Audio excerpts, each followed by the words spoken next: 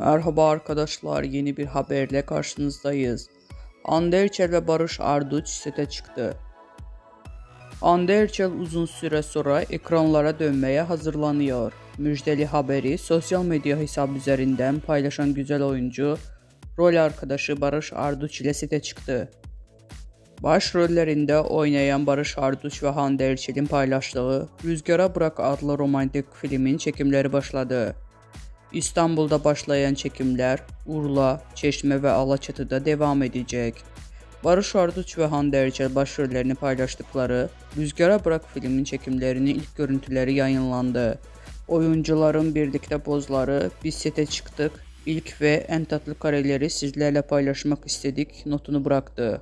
Bizden bu kadar arkadaşlar. Videoların devamını gelmesini istiyorsanız da kanalımıza abone olmayı unutmayalım. Hoşça kalın.